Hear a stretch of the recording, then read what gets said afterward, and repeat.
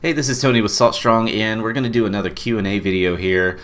This is based on one of the videos that I did on how to cut up baitfish to use as cut bait. Had quite a few questions come in on the YouTube video and also from our actual blog post, which is right here on our main site. If you don't do this already, definitely be sure to go to the actual blog post on our main site. That's where we have the video itself. In addition, we do a little bit of a write-up as well, so if you want to read instead of watch or do both, you can have it right there. Also, we have a comment section down at the bottom of our blog post, and we get instant notifications when you do comment on there, so we will definitely respond to your questions on there. As opposed to YouTube, it can be tough for us to get to those questions because we do get a lot. So definitely be sure to check out our full blog posts whenever you see a video come up. Now also, if you haven't done so already, definitely be sure to check out our Salt Strong Insider Club, where you basically have direct access to us to ask us questions. And in addition, we have our Inner Circle group, where we do a live call every Thursday, where everybody can jump on the call, ask questions, we answer them live right there on the spot. So definitely be sure to check that out. So the first question here is from Ian Cordova, and he was wondering about if it matters about the storage of cut bait fish. And I would say definitely yes, because you don't want to leave your cut bait fish out in the heat or let it get too hot, because what will happen, it will get very mushy and unusable. And from what I've experienced, cut bait that is either previously frozen and then thaws out and gets very mushy, or even fresh bait that is just left out and gets very mushy and old, tends to draw in more trash fish like catfish and things like that. So if at all possible, just bring along a small cooler, an old cooler. You don't mind getting smelly. I know it says here you just throw them in a live well with no water.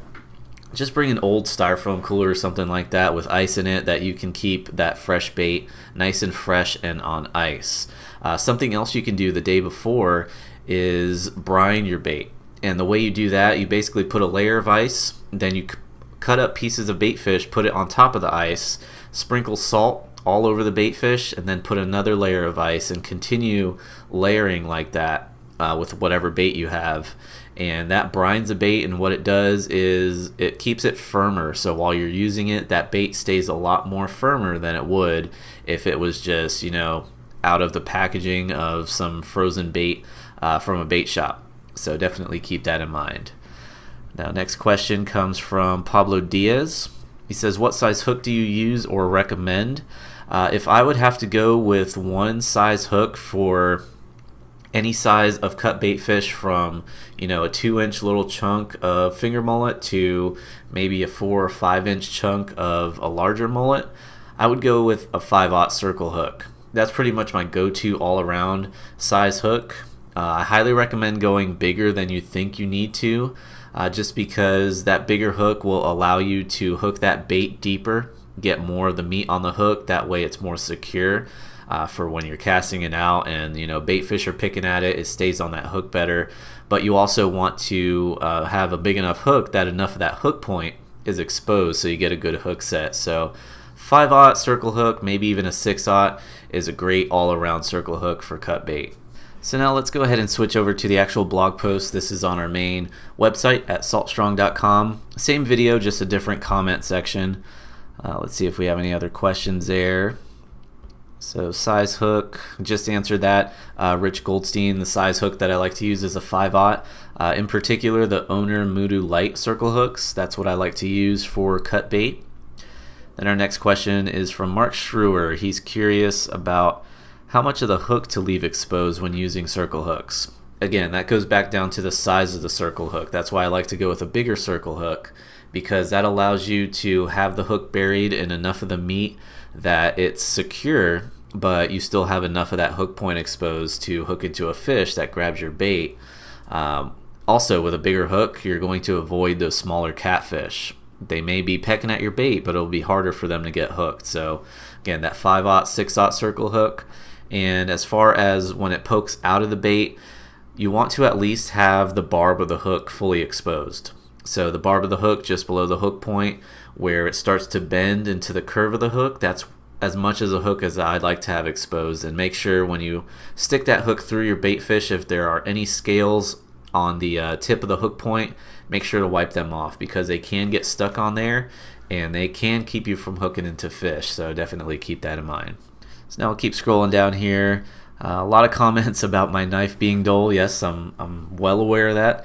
It's just an old bait knife that I have. You know, I'm not cutting up sushi or anything like that, just cutting up bait, so it gets the job done, but definitely can help to have a sharper knife. And that's again why I like to keep my bait fresh and cool.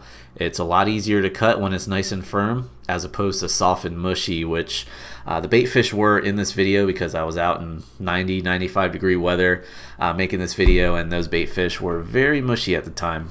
So again, fresh is best. The next question, this is basically a combination of questions here. It's about how to reduce the amount of hookups with stingrays. I've also seen a question about, you know, sharks and catfish. Again, with catfish in particular, the smaller catfish, you know, the hard heads, that's why I like to go with a bigger hook. It reduces the chance of hooking into those catfish. Also, a bigger piece of bait will keep from hooking into those catfish. They'll draw attention to your bait because they're constantly pecking at it. So if there's a redfish nearby, he's going to come over and check out and see what's going on. And if he sees a piece of food, he'll, you know, scare all those catfish away. And what will happen is you'll usually start seeing a bunch of bites. You know, your rod tip is bouncing. All of a sudden it stops. Those catfish took off because there's something bigger in the area.